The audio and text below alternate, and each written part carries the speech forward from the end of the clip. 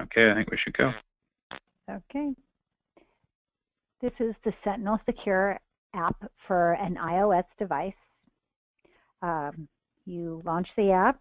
If your company has a disclaimer, you will see the pop-up here to agree to the disclaimer.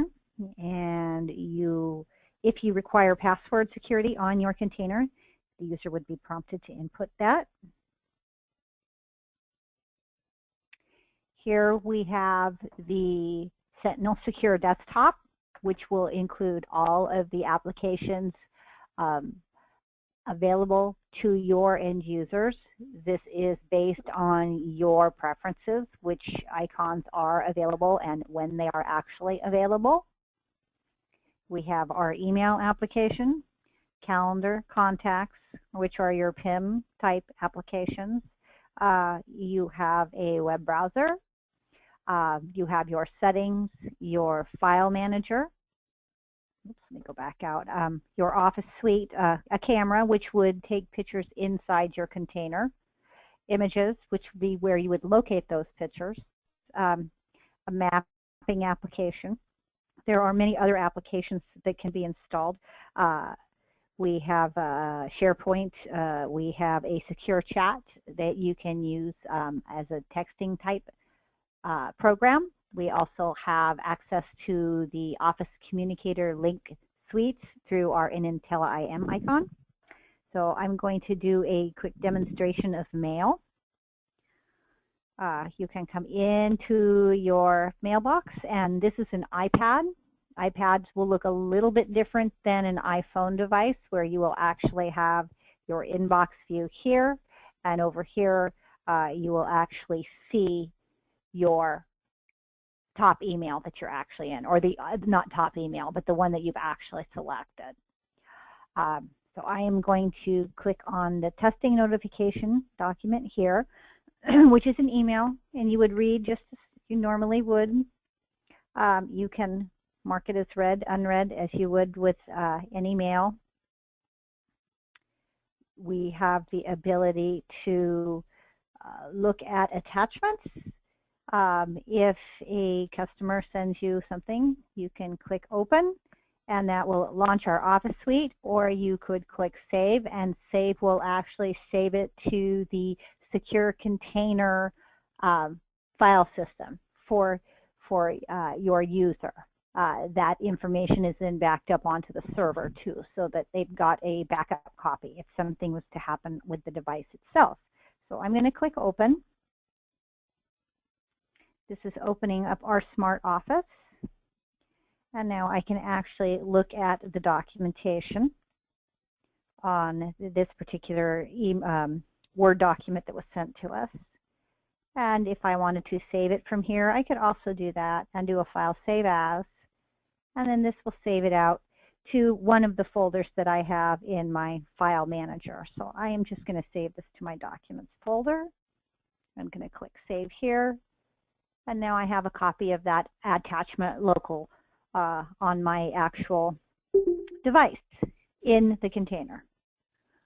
Let's see, we have the ability to send emails or create emails. So we're going to hit our pencil down here. And I will send Greg an email.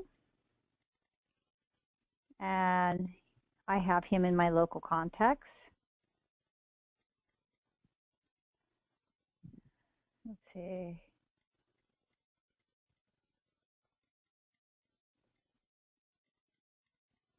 I can't spell.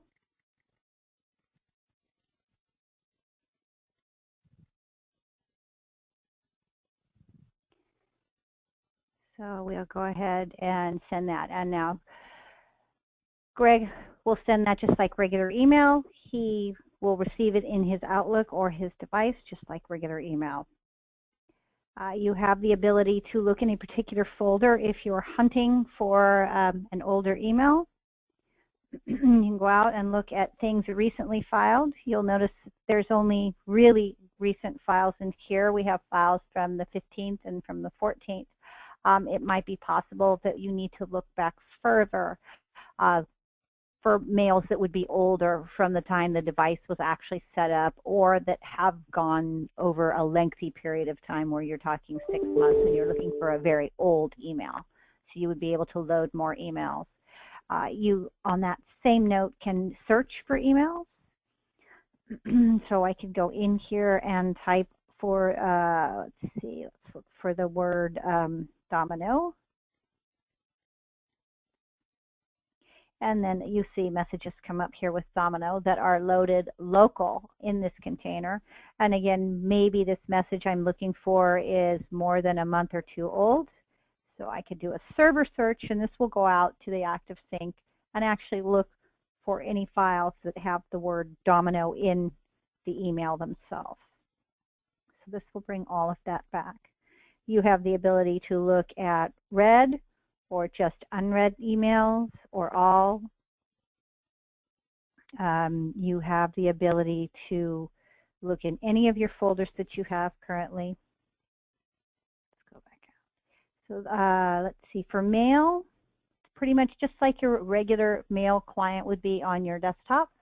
Tried to mirror it as much as possible. You have calendar view. There are 4 views for calendar. You have the month view, the week view, the day view, and the list view.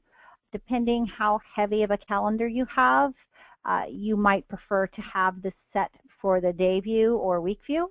Mine currently is set to a month view, and we can set that later on in our settings so that you can customize these so that they appear in the most useful way to you. But this particular view is, like I said, month. So if we look at today, which is the 19th, and I was to click a 1 p.m. meeting, I would be able to see, you know, who is coming to that meeting, when it is. I am actually the organizer of this meeting, so I could actually go in and edit the meeting. I can edit the series or the occurrence, just like you can on a repeating meeting from your desktop. I can go in and I could change the start time, end time, any information located, add an attachment to our calendar, add new invitees to the calendar. I've got to think of somebody to add here.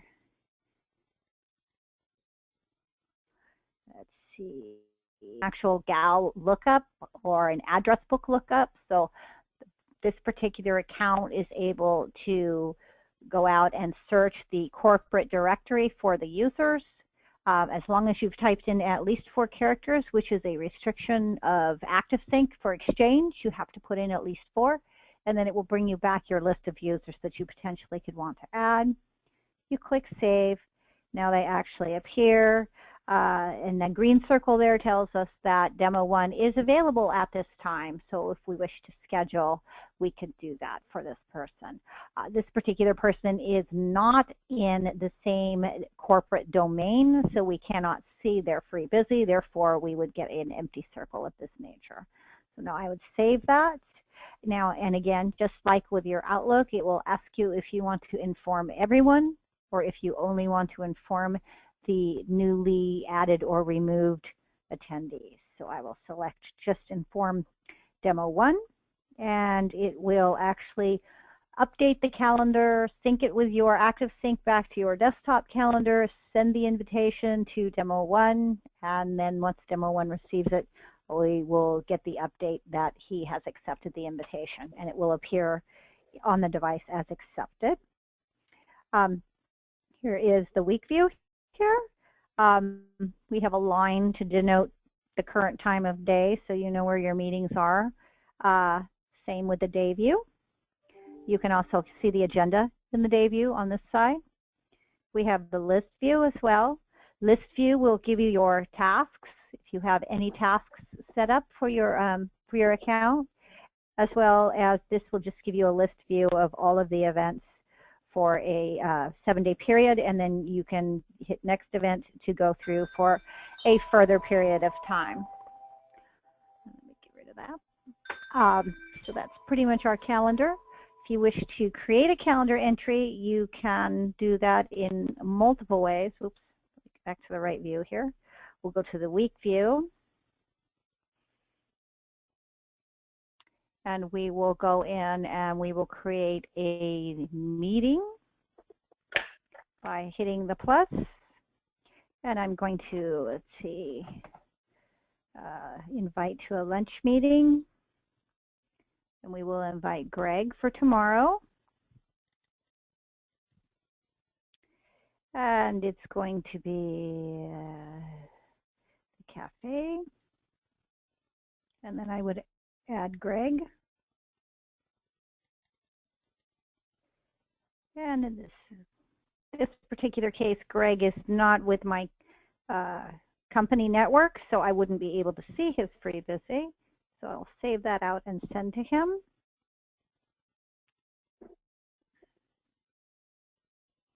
And then that's going to appear on my list view for the 20th. It will also appear on my day view. Obviously, it's taking me to today, but if I wanted to go and to look at tomorrow, I can come in here and look at tomorrow, and here is my lunch date with Greg. He has not yet accepted it, but it is on the calendar here. So the calendar gives you the flexibility of the different views that you wish to see. You can move months ahead. It will load depending how far in advance you go. It might take a moment to appear. You can do the same thing with the back. Our week view has the same options. You can jump week to week. So if we wanted to go to next week or the week after, you would have that view available. Contacts. Contacts should mirror exactly, again, what you have on your desktop. We support different language characters as well. In this particular case here, we have Hebrew listed. But you can have your addresses listed by first name, last name, or by company, whatever your preference is here. And you can add any notes that you need to add in there. Here's a good example of a full contact. All of this stuff is available.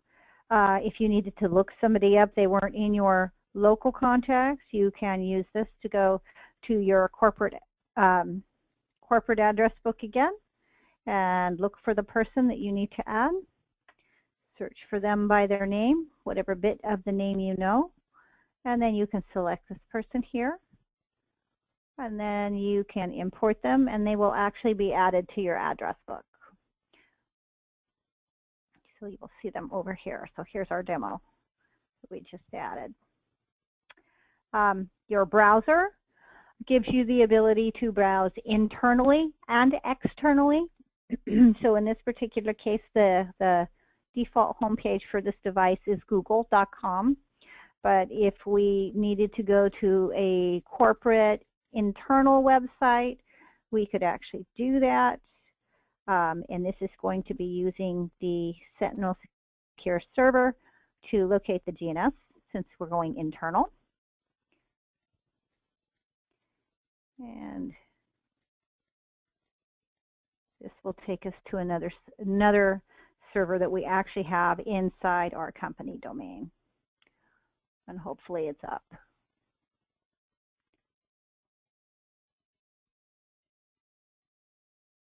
Oh, that's not the right name. I missed a digit in there. That's not going to work. Hang on. I can see it better on the screen than my laptop, or than the. There we go. So that works better. So that you would be able to go, and this is again an internal website. So intra or internet sites are both available here. And then you can search for items on the page. You've got your home page icon if it's a different home page. You have the ability to manage specific settings. So again, for your contacts, you can sort by your first name, your last name, your company there, and that would be your default pick for this particular device. And if you had multiple devices, once you've set one device up, this information is stored on our server so that when you activate your next device, your contacts will be in the same format, your browser will be the same home pages, your calendar will launch to the same page. So it keeps your experience consistent throughout. The other good thing about this, which comes into our file manager, is you have your file manager here on the iPad, and if I switch over to a different iPad, I'm traveling and need to take a different one, all of the documents that were saved onto my first iPad will also appear on that second iPad in the container now, because again, this is a secured container. All of this data is stored and backed up to the server, so all of this data is actually accessible. So all of my documents you see here, if I opened my iPad or my iPhone, they would appear there. If I opened my Android, they would appear there as well. So you have the ability to see. And again, you can open items from here as well. So we could open this. And this is going to open up the PowerPoint version of this. And then again, we can go back. We have a briefcase directory, and this is a customer briefcase. And in this particular case, the use case for a briefcase item would be a company has specific employee handbooks that potentially every employee in the company is supposed to receive a copy of or have access to. You could add the handbook here. It's actually loaded by the administrators into the management console, the server's management console, and users can come in here and they can actually activate it and read through the articles. Now, if potentially there were articles or documents that were only supposed to be available for your sales team, then you could set that specifically up on the server to say only folks in this particular organization for sales are allowed to see these particular documents. So you can restrict who has rights and who doesn't. Everyone can view these documents. Not everyone can edit or add these documents because these would be documents that you would want control over, not ones that would be collaborated on a daily basis. That's kind of what the briefcase thought was for that.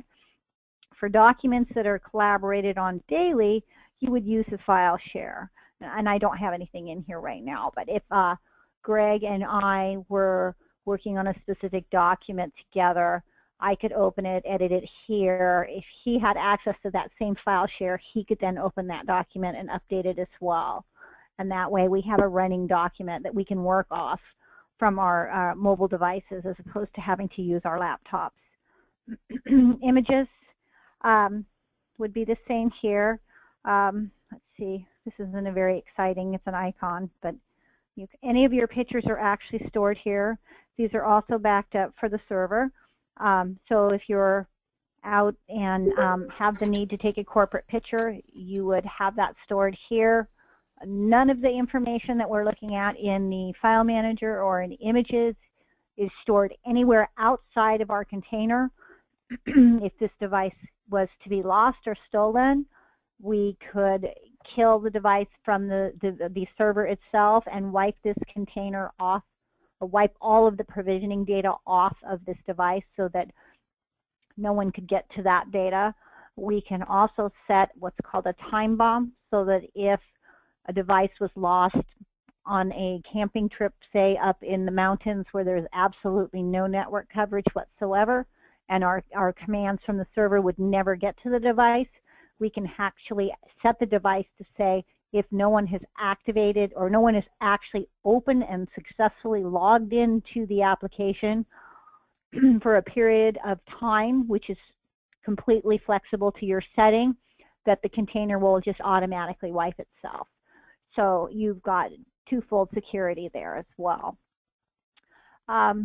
There are other applications available, such as the Dropbox. Some of the home pages, these icons here in the orange color, these, you have the ability for your own internal corporate intranet sites. If you wanted to just create an icon versus having the user go in through their browser, you can actually set those up so that the user just clicks the icon and it takes them directly to that particular website as well. Let's see. Greg, can you think of any other areas that you would like to cover today?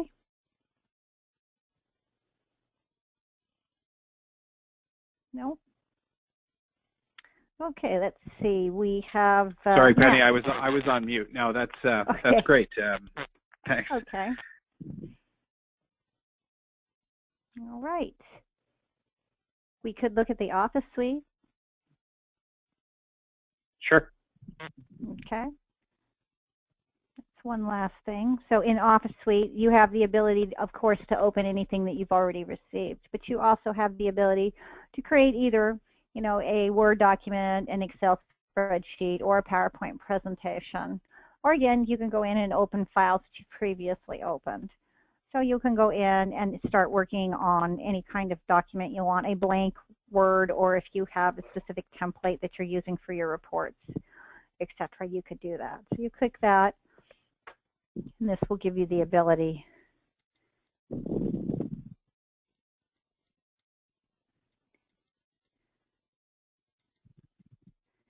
to type in what you need, and then again you can save it. And I'll save it to my documents, and I will call it something other than that.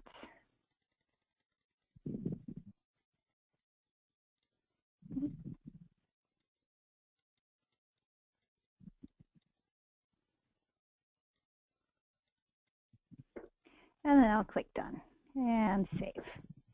And that document is now saved. And now I can get out and go back to whatever else I need to do. Now another nice option that we have is a toggle. So if you're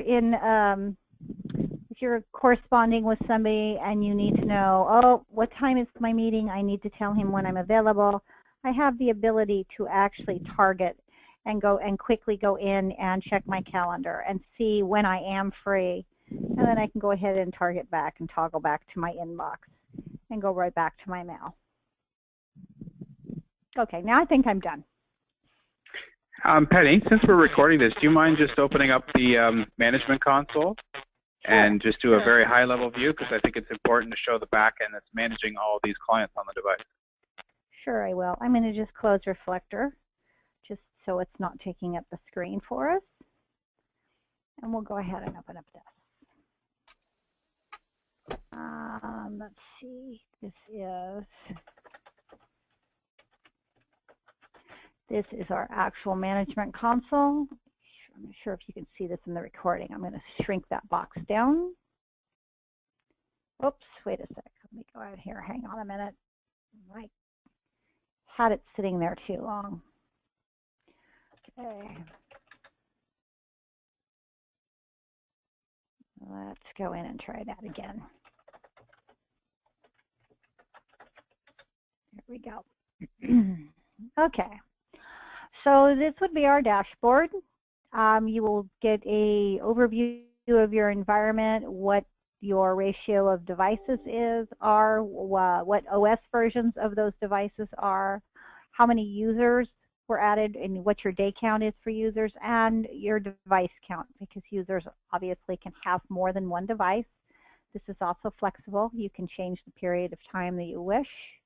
Our next tab here is going to be your users in the environment.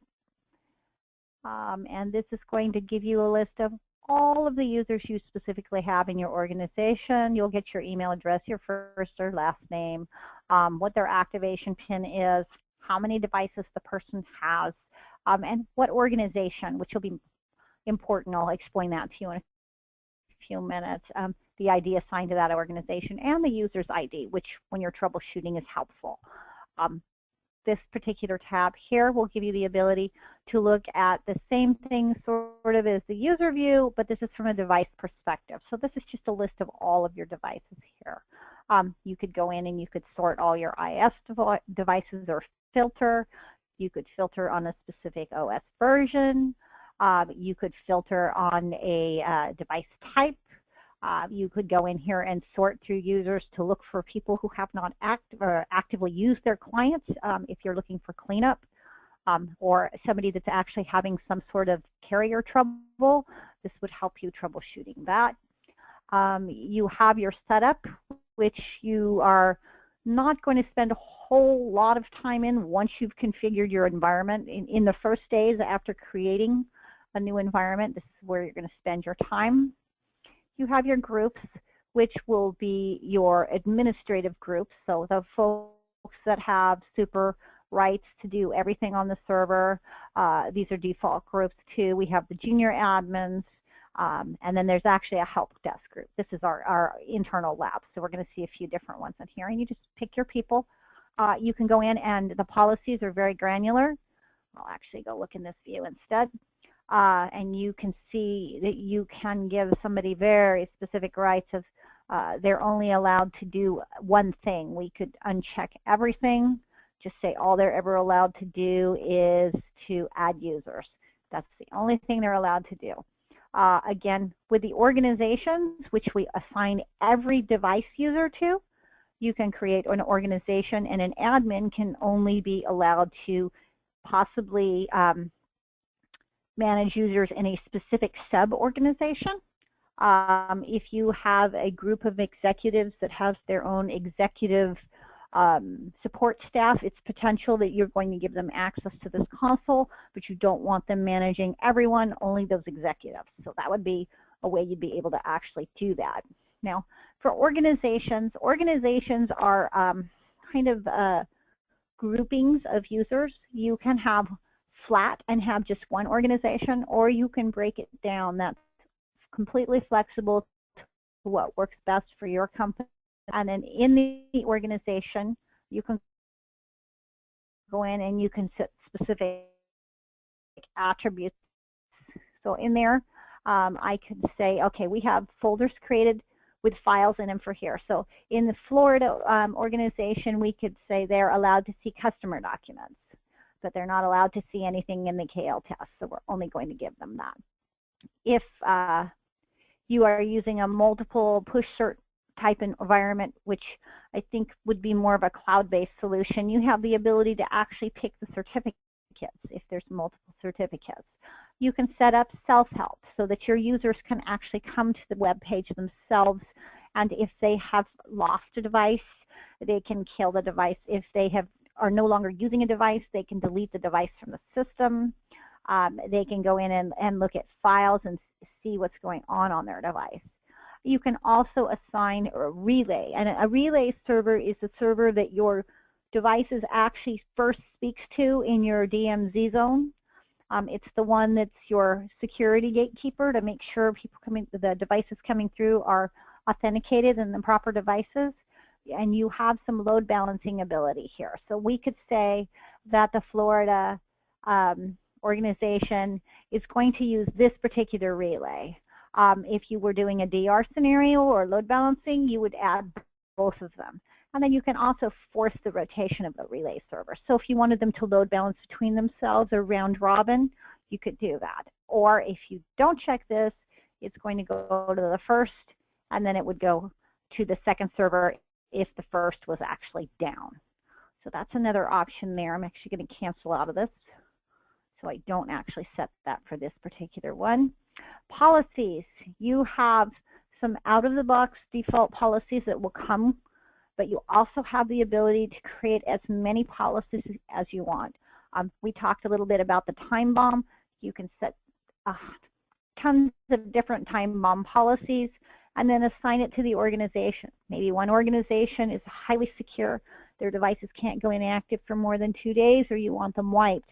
Maybe it's another group of folks on a long-term disability, and you know they're not going to touch their devices for 90 days. So you could set an actual time bomb for that. But you have a very much flexibility. Your applications as well. If a person was allowed to use email, but for whatever reason was not allowed to look at their contacts, it's kind of silly. But if you have that, you have the granularity to assign each specific application, or you can create a grouping of applications. So if you want them to be able to access all email and PIM type, you could create an application group that said everything that is mail related is going to go in here, and you would have the ability to add all of those applications to one policy. So you can either split them out and have one policy for each type of application, or create one policy that lists a bunch of different applications. You also have some effective times. So if you have overtime laws or folks that are not supposed to access specific applications during a specific time period, you can actually set effective times to say that this particular application is only available between 9 a.m. and 5 p.m. Monday through Friday. So you have some flexibility with that as well. Languages, we have the ability to select a specific language. So if your language preference is Spanish, you could click this and it will convert all of your tabs to that language and all of your dashboard type bookmarks, etc., to that language. Not everything will convert, but enough that you will be able to see. And as these are free form, so you can type these in whichever language you prefer to. So the screen is very customizable to whatever language you need. You can get a list of servers, and these are the inside workhorse servers that would actually be doing most of the processing and unencrypting and encrypting of all of the data, sending the requests for your web browsing, sending the requests to talk to your mail servers. All of that would be through our TQP servers. Again, our relay servers would be the servers that are the gatekeepers to validate you're coming in. You can create message templates. So if you have a specific welcome message you wish your customers to receive when you activate them, you would set that here. Your license keys, depending on the features that you would be using of the product, you can enter multiple licenses in here or one large license. And again, this is very granular. You can break it down to only allow specific applications in here as well. This is just our wizard for the Apple push notification certs. When we do a POC, I can explain more of this. Is a very interesting and a very nice and easy process of getting the Apple push notifications in. And we did go through the briefcase already. So I think that would cover. I can try this since it's the end and make sure. It takes 2 shots usually when I'm doing this through Chrome. But there you go. So here is your listing. So this is nice. It will appear in your language of preference. And you can switch it back. This setting here is based on the user, not on the company. So if one person wishes to see this in Portuguese or in Spanish or in English or in German, this is a user-driven preference. And then again, back to our dashboard. And I think that should cover it fairly well. Thank you very much, Penny. Appreciate that. And I will get this recording out to you, Javier. I'm not sure if you're still on the meeting. I will also confirm the meeting for Thursday morning at 10 a.m. Ecuador time. Okay. Thanks, everybody, and we'll reconvene on Thursday. Thank you. Okay, thank you, guys. Bye-bye.